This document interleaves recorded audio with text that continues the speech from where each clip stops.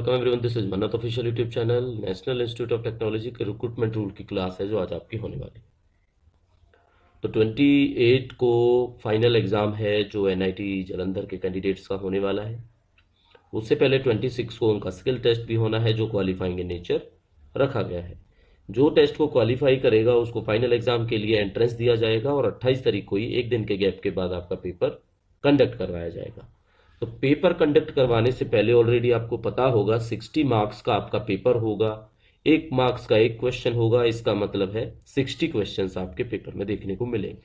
75 minutes आपको दिए जाएंगे कवर करने के लिए उस पूरे पेपर को। 1/4 का नेगेटिव मार्किंग रखा गया है अगर आप रॉन्ग आंसर को चूज करके आते हो तो। इसके बाद जो रिजल्ट 60 मार्क्स के अंदर निकलेगा वो फाइनल आपकी मेरिट डिसाइड करेगा, आपका सिलेक्शन डिसाइड करेगा, आपकी वेटिंग लिस्ट में नाम आएगा या नहीं आएगा वो भी वही डिसाइड करेगा। ठीक है, अब करना क्या है आप लोगों को, 21 टॉपिक्स का आपका पूरा सिलेबस आता है। इसके अंदर कितने टॉपिक्स का है बच्चों? 21 टॉपिक्स का आपका पूरा सिलेबस है। अगर कोई ऐसा टॉपिक है, इसमें से बेसिकली हमने देखे हैं 2 टॉपिक ऐसे हैं जो बिल्कुल अलग है, that is recruitment rules for faculty and non faculty. तो इसका मतलब है जो फैकल्टी पोस्टें हैं पढ़ाने वाले हैं उनका, और नॉन फैकल्टी है जो पढ़ने वाले हैं या और क्लरिकल टाइप की जॉबें करने वाले हैं या आपकी तरह सुपरिंटेंडेंट का जॉब करने वाले हैं, उनके रिक्रूटमेंट रूल्स।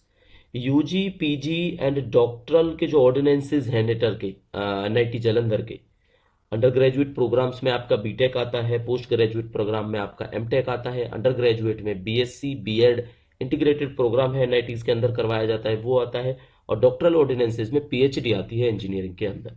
तो इनके अपने अध्यादेश हैं, ऑर्डिनेंसेज हैं, रूल्स हैं जो सीनेट डिसाइड करता है। तो ये 2 टॉपिक ऐसे हैं जो आपके डेफिनेटली अलग हैं। बाकी जितना भी मटेरियल है वो ऑलरेडी वी हैव प्रोवाइडेड। आप हमारे चैनल पे जाके देख सकते हैं, जो मेंबर्स हैं उनको ग्रुप में मिलेगा सारे की सारी इंफॉर्मेशन। पुरानी जितने भी मैराथन क्लास हैं, चाहे एमसीआरई की हो, चाहे एनआईटी की क्लास हो या नेटर की क्लास हो, कोई भी हो, आप कंटिन्यूअसली अपना सिलेबस गो थ्रू करते जाओ। ठीक है, रिजर्वेशन इन अपॉइंटमेंट्स ये भी एक टॉपिक है, थोड़ा सा इसको हम पढ़ा देंगे आपको एक्स्ट्रा। ग्रेचुटी एक्ट के बारे में थोड़ा सा और बता देंगे। बाकी 21 टॉपिक्स आपके कंप्लीट हो जाएंगे।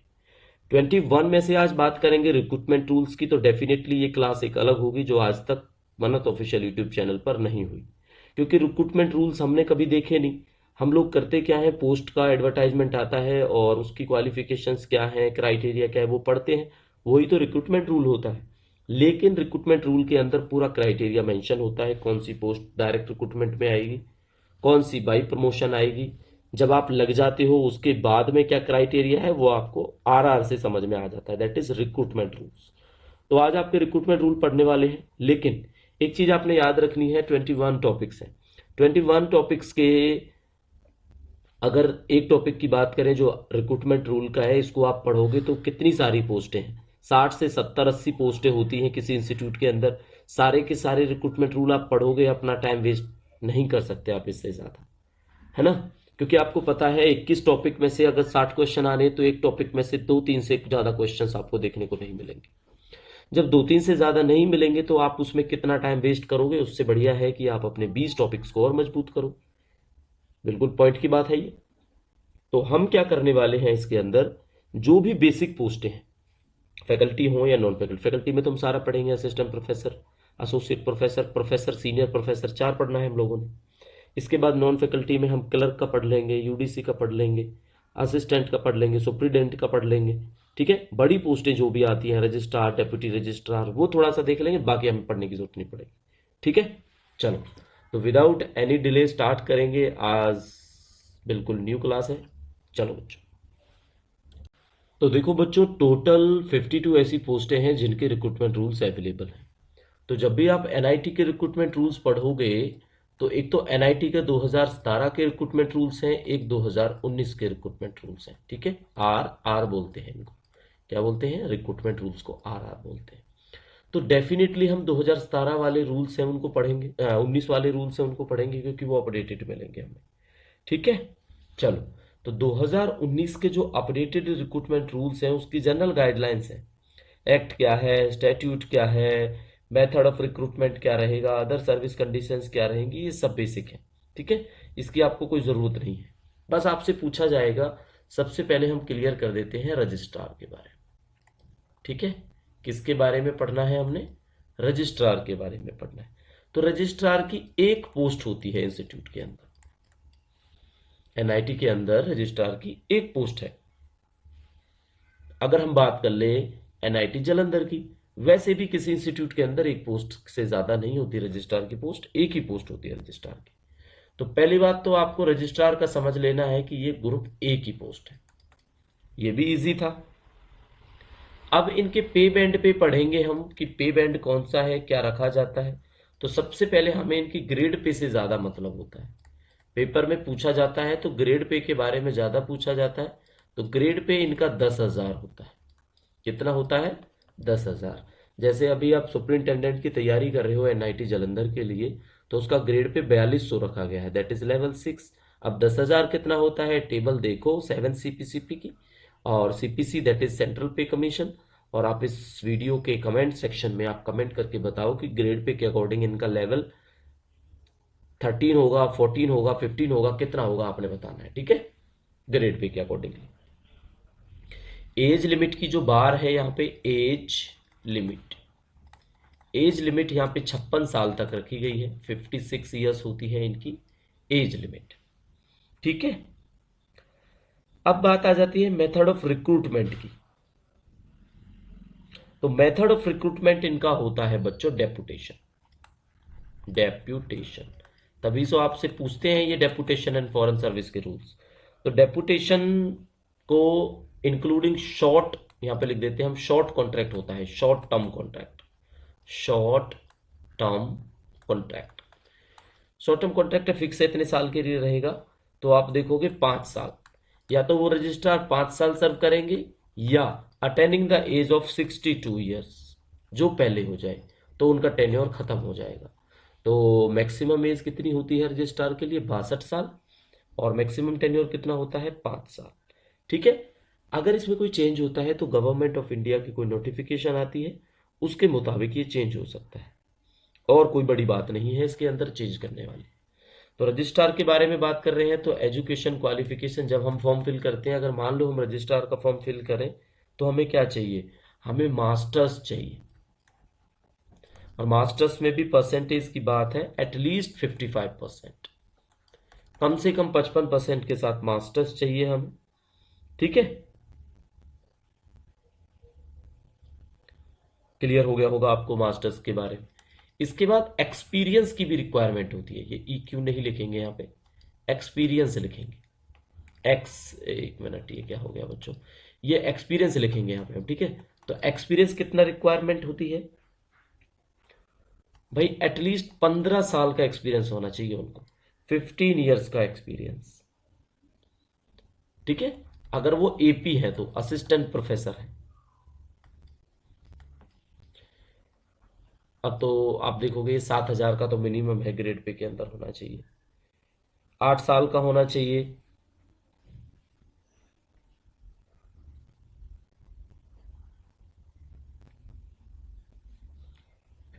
तो 15 साल का एक्सपीरियंस हम मान के चलते हैं, या 8 साल का चल जाएगा अगर 8 की ग्रेड पे में है, और एसोसिएट प्रोफेसर का 3 साल का है तो चलेगा। मतलब 8 साल वहां पे, 3 साल वहां पे, या तो 11 साल उसके अंदर होना चाहिए। एपी है तो 15 साल, एसोसिएट अगर वो है तो एसोसिएट का 3 साल का, और साथ में एपी का उनको चाहिए 8 साल का, 8 ईयर्स का, तो भी वो एलिजिबल है। तो इस तरह से है ये। ठीक है, ज्यादा फोकस वाली बात नहीं है, बस जितना आपसे पूछा जाएगा ग्रेड पे के बारे में पूछा जाएगा, ज्यादा से ज्यादा क्वालिफिकेशन का पूछा जाएगा, बस। इससे ज्यादा आपको इसके चक्कर में पड़ने की जरूरत नहीं पड़ेगी। ठीक है, रजिस्ट्रार के साथ साथ डेप्यूटी रजिस्ट्रार भी होता है। क्या होता है? Deputy registrar. डेप्यूटी रजिस्ट्रार के क्या आरआर्स बोलते हैं? ग्रुप ए की पोस्ट है ये भी, लेकिन इसमें 7600 ग्रेड पे होता है। जीपी का सवाल आता है तो 7600 ग्रेड पे आपने बोलना है।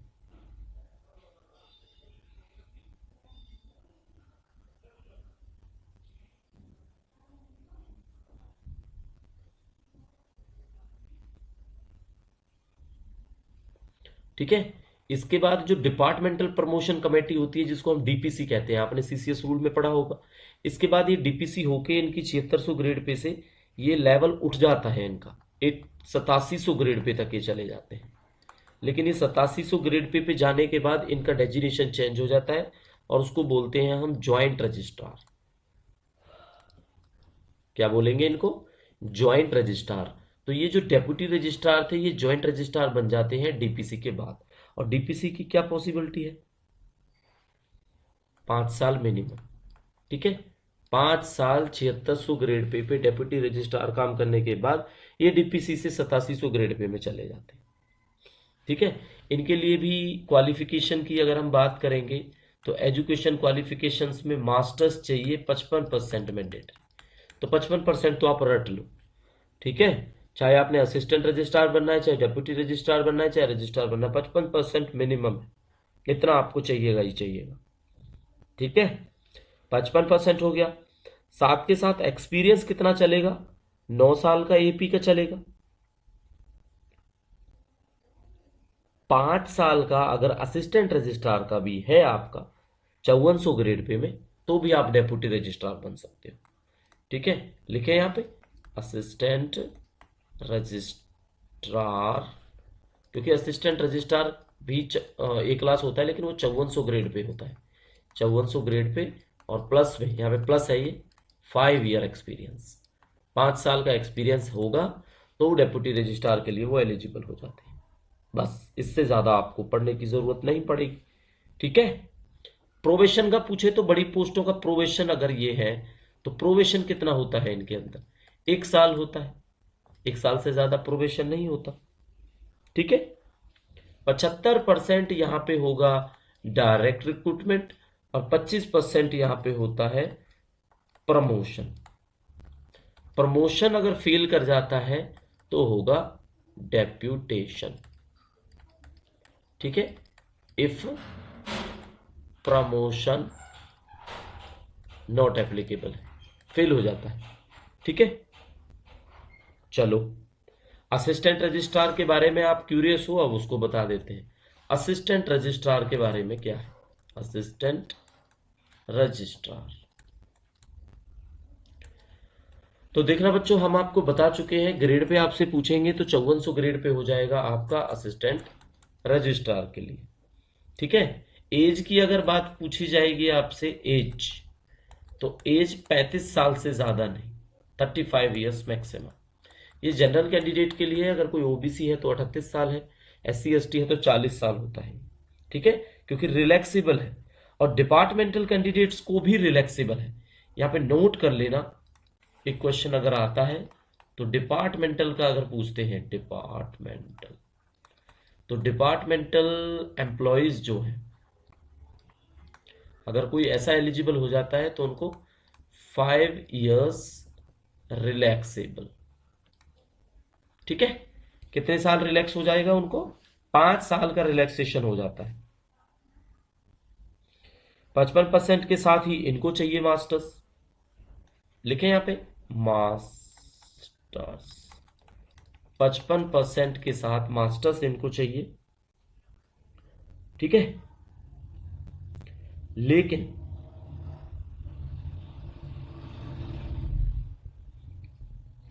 कोई एम्प्लॉय सुप्रीडेंट है, ये आपकी काम की बात है, नोट कर लेना इस चीज को। चलो यहीं पे लिख देते हैं, सुपरिंटेंडेंट, SUPDT, तो आप लेवल 6 में होते हो। अगर कोई सुपरिंटेंडेंट है तो आपके चांस है, अब सुन लेना आप सुपरिंटेंडेंट वाले बच्चे जितने भी सुपरिंटेंडेंट हैं, या आप प्राइवेट सेक्रेटरी हैं। लेकिन इस सुपरिंटेंडेंट का देख लेना बच्चों, कई जगह ना SG1 लिखा होता है, सुपरिंटेंडेंट ग्रेड 1।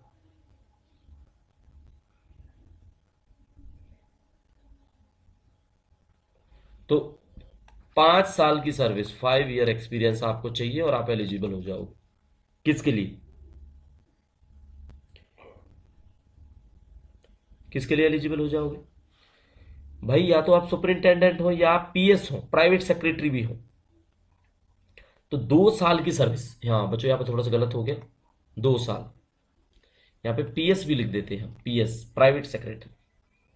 ठीक है, प्राइवेट सेक्रेटरी हो या सुपरिंटेंडेंट हो तो 2 साल का एक्सपीरियंस चलेगा। अगर आप सुपरिंटेंडेंट में ग्रेड 2 है, SG2, अगर आप ग्रेड 2 सुपरिंटेंडेंट हैं, मान लो आप 4800 ग्रेड पे वाले, क्योंकि आप तो बच्चों 4200 में जाओगे पहले ना, तो 4800 ग्रेड पे वालों को 5 साल की सर्विस चाहिए, 5 ईयर एक्सपीरियंस। तो पहले तो आप ग्रेड 2 पे आओगे, 1 पे आओगे, फिर एलिजिबल होगे असिस्टेंट रजिस्ट्रार के लिए, अगर आप डिपार्टमेंट के अंदर ही एलिजिबल होना चाहते हैं तो। ठीक है, चलो क्वालिफिकेशंस वगैरह हमने आपको सब बता दिया है, इसके अंदर क्या क्या है क्या क्या नहीं है। ये भी 75% डायरेक्ट रिक्रूटमेंट होता है, 25% प्रमोशन होता है, ये वाली जो पोस्ट की बात हमने की थी। ठीक है, आगे जो हमें पढ़ाने वाली पोस्ट है आपके लिए, देखना पड़ेगा कि आपको पढ़ाने को तो लाइब्रेरियन भी है, स्पोर्ट्स वाले भी हैं, टेक्निकल पोस्टें भी हैं, technical officer like scientific technical officer. ठीक है, superintending engineer, superintending engineer 8700 grade pay में होता है। चलो ग्रेड पे थोड़ा सा याद रख लेंगे, सुपरिंटेंडिंग इंजीनियर। तो सुपरिंटेंडिंग इंजीनियर जो होता है वो होता है 8700 ग्रेड पे के अंदर। 8700 जो ग्रेड पे है, ठीक है, वो ग्रुप ए की पोस्ट है, 56 ईयर्स इसमें वो रखा जाता है आपका। बीई और बीटेक चाहिए इसमें, बीई और बीटेक चाहिए आपको इसमें, तो ये सिविल इंजीनियर में खासकर मांगा जाता है, बीई बीटेक। और बीई बीटेक आपको कम से कम सीजीपीए 7 के साथ चाहिए। और बीटेक भी, बीई बीटेक भी सिविल से डिमांडेड है यहाँ पे, इसमें से ज़्यादा हम कुछ नहीं पढ़ेंगे। ठीक है, फिर इंजीनियर है, जूनियर इंजीनियर है, पढ़ने को तो बच्चों बहुत कुछ है, बट हम नहीं चाहते इसमें इतना आपका टाइम लगे, क्योंकि क्वेश्चन 2 ही आने हैं, 2-3 क्वेश्चन से ज़्यादा आपको इसके अंदर क्वेश्चन देखने को नहीं मिलेंगे। ठीक है, बाकी पूरा का पूरा टेक्निकल कैडर है, टेक्निकल असिस्टेंट को क्या चाहिए, लैब अटेंडेंट को क्या चाहिए, सीनियर टेक्नीशियन को क्या चाहिए, टेक्निकल असिस्टेंट को क्या चाहिए। टेक्निकल असिस्टेंट में भी ग्रेड 1 है, ये एसजी है ना, ये सिलेक्शन ग्रेड होता है एसजी का मतलब। जूनियर लाइब्रेरी इंफॉर्मेशन ऑफिसर हैं, असिस्टेंट इंजीनियर्स हैं, तो ये बहुत बड़ा है वैसे। ठीक है, अब सुपरिंटेंडेंट के लिए तो बताने की आपको जरूरत नहीं है, आपने फॉर्म भरा है, आपको पता है, या बताना पड़ेगा सुपरिंटेंडेंट के लिए। ठीक है, छोटा सा बेसिक डिस्कशन कर लेते हैं, बेसिक डिस्कशन। अगर आपने लगना है जूनियर असिस्टेंट,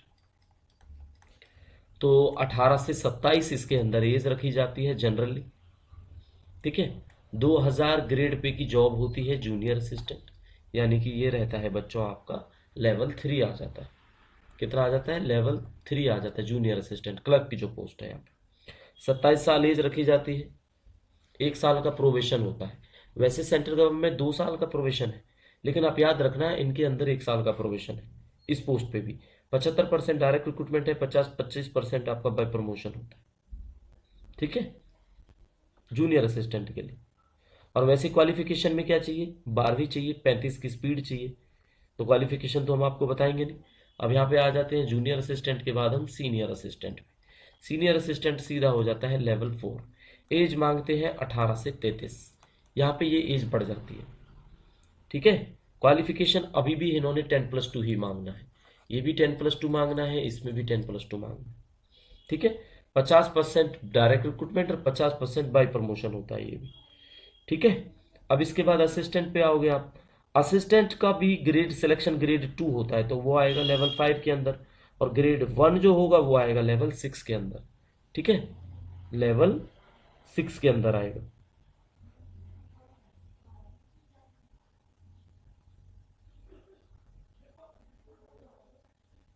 चलो, तो असिस्टेंट और सुपरिंटेंडेंट का सेम सेम ही है ग्रेड पे। असिस्टेंट लेवल 6 और सुपरिंटेंडेंट का भी बच्चों लेवल 6 होता है। दोनों का 4200 ग्रेड पे है, और दोनों में ग्रेजुएशन ही मांगी है, first class bachelor degree. Age बार आपको पता ही है 30 साल तक होता है इसके अंदर, सुपरिंटेंडेंट के अंदर 30 साल है। और जो आपका असिस्टेंट है वो तो है ही 100% प्रमोशन। ये ये वाली पोस्ट, ये वाली पोस्ट, ये वाली पोस्ट, ये 100% प्रमोशन है, ये निकलती नहीं। ये आपने देखा होगा, ये निकलेगी नहीं कभी पोस्ट, है ना, इसीलिए आपके लिए ये वाली पोस्ट निकली है। अब ये वाली जो सुपरिंटेंडेंट की पोस्ट निकली है, ये कितना कितना होता है, ये 75% है डायरेक्ट रिक्रूटमेंट, 75% डीआर है और 25% जो है वो प्रमोशन से है। अब इसकी प्रमोशन कैसे होएगी भाई बताना, इसमें कौन प्रमोट होएगा सुपरिंटेंडेंट में? जो असिस्टेंट ग्रेड 1 होगा, 2 साल की सर्विस होगी और ग्रेड पे होगा जिनका 4200, वो चाहे तो बन सकते हैं भाई, नहीं बनना मत बनो, 4200 तो उनका पहले भी है। ठीक है, तो ये बातें हमारे काम की नहीं है। सुपरिंटेंडेंट के बाद सीनियर सुपरिंटेंडेंट होता है और ग्रेड पे होता है वहां पे 4600। सुपरिंटेंडेंट के बाद क्या होता है, सीनियर सुपरिंटेंडेंट होता है और प्रमोशन ही होता है, 5 साल की सर्विस चाहिए बस आपको। तो आपके लिए ये बेटर चीज है जो हम बता रहे हैं। सुपरिंटेंडेंट के बाद आ जाएगा सीनियर सुपरिंटेंडेंट, ठीक है, 5 ईयर एज सुपरिंटेंडेंट, तो आप बन जाओगे लेवल 7, जिसका होगा ग्रेड पे 4600, और ये जो सुपरिंटेंडेंट है ये 4200 ग्रेड पे में है ही आपका ऑलरेडी। तो ये चांस है आपके प्रमोशन के, ठीक है, 5 साल में प्रमोशन है, 5 साल में, तो ये अच्छी अपॉर्चुनिटी है, अच्छी चीज है। चलो, फिर सुपरिंटेंडेंट में ग्रेड 1 है, ये जो सुपरिंटेंडेंट है ना, ये सीनियर सुपरिंटेंडेंट बताया हमने आपको, बिल्कुल। इसके बाद सुपरिंटेंडेंट सिलेक्शन ग्रेड 2 है, सुपरिंटेंडेंट सिलेक्शन ग्रेड 2, SG2 लिखा मिलेगा आपको, ये 4800 ग्रेड पे है, ये भी 100% प्रमोशन है, लेकिन ये सीनियर सुपरिंटेंडेंट जिनकी 2 साल की सर्विस है, सीनियर सुपरिंटेंडेंट 2 ईयर एक्सपीरियंस, बन जाएगा सुपरिंटेंडेंट 100% बाई प्रमोशन, ठीक है। तो 2 साल में आप सुपरिंटेंडेंट ग्रेड 2, और SG1 बनना है सुपरिंटेंडेंट, तो क्या करना पड़ेगा भाई, तब आपको करना पड़ेगा सुपरिंटेंडेंट जो आप ग्रेड 2 हो ना, सुपरिंटेंडेंट, इसकी सर्विस आपको चाहिए कम से कम 2 साल, और यहाँ पे आप बन जाओगे ए क्लास ऑफिसर, जिसको सीनियर ये सुपरिंटेंडेंट सिलेक्शन ग्रेड 1 है, ये आपका 5400 ग्रेड पे के अंदर आता है, ठीक है। ये सारी चीजें बाई प्रमोशन है। चलो, तो उम्मीद है काम काम की चीजें सारी बताई। स्टेनोग्राफर वाले बच्चे स्टेनोग्राफर वाली चीजें देख लेना, सुपरिंटेंडेंट वाले सुपरिंटेंडेंट का पूरा कैडर देख लेना। अब सुपरिंटेंडेंट का रिवाइज करा देते हैं आपको।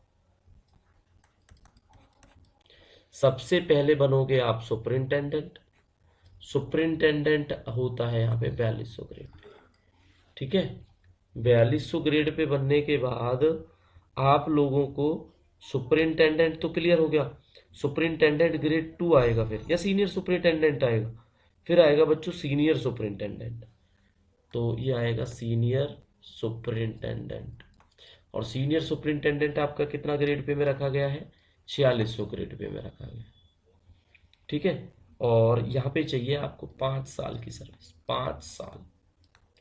फिर आप आगे बढ़े, फिर आपको कितने साल चाहिए सीनियर सुपरिंटेंडेंट के बाद, सुपरिंटेंडेंट ग्रेड, यहाँ पे लिखेंगे हम सुपरिंटेंडेंट सिलेक्शन ग्रेड 2, और सिलेक्शन ग्रेड 2 है आपका 4800 ग्रेड पे, और इसको बनने के लिए सीनियर सुपरिंटेंडेंट के आपको 2 साल चाहिए, 2 ईयर्स, ठीक है। फिर इससे हम लाइन को आगे लेके चलते हैं, आगे लेके चलेंगे तो ये बन जाएगा जी सुपरिंटेंडेंट सिलेक्शन ग्रेड 1, और यहाँ पे हो जाएगा आपका 5400 ग्रेड पे, सिलेक्शन ग्रेड 1 पे कितना हो जाएगा आपका 5400 ग्रेड पे, लेकिन अभी भी ये ग्रुप बी है, ए नहीं बोलेंगे हम इसको, है ना, लिख दे यहाँ पे ग्रुप बी के अंदर ही है अभी भी ये, पहले शायद हमने ए बोल दिया था गलती से, तो इसमें कितना चाहिए सुपरिंटेंडेंट ग्रेड 2 का? 2 ईयर की सर्विस चाहिए। तो if you are youngest at now, तो after 5 year you will be senior superintendent in NIT, and then after 2 year you will be superintendent selection grade 2, and then after 2 years you will be get superintendent selection grade 1, that is 5400 grade pay. Totally अगर आप check करोगे, आपको 9 year की service के बाद आप 5400 पे चले जाओगे। 9 ईयर की सर्विस के बाद आप 5400 पे चले जाओगे। ये आपका कैडर है यहाँ पे, ठीक है। फिर चाहे आप असिस्टेंट रजिस्ट्रार का इनके बीच में से एलिजिबिलिटी बनाओ, वो आपके ऊपर डिपेंड करता है। चलो, तो बच्चों ये क्लास थी आपकी, हेल्पफुल रही या नहीं रही आपको पता होगा, कमेंट कर सकते हैं। और एक बात आप सोच लेना, ये क्लास एनआईटी के लिए ही है, हमने स्पेशल नहीं लिखा ये एनआईटी जालंधर के लिए है, या ये एनआईटी कुरुक्षेत्र के लिए है, या ये एनआईटी हमीरपुर के लिए है। ऑल के लिए है ये, क्योंकि ये आरआर 2019 ही फॉलो होते हैं एनआईटीज के अंदर। मिनिस्ट्री ऑफ एजुकेशन ने बनाए हैं रूल, इन्होंने नहीं बनाए हैं, इन्होंने बस फॉलो किए हैं। मिलेंगे न्यू वीडियो के साथ, तब तक पढ़ते रहिए, अपने कमेंट्स देते रहिए। Thank you, see you soon.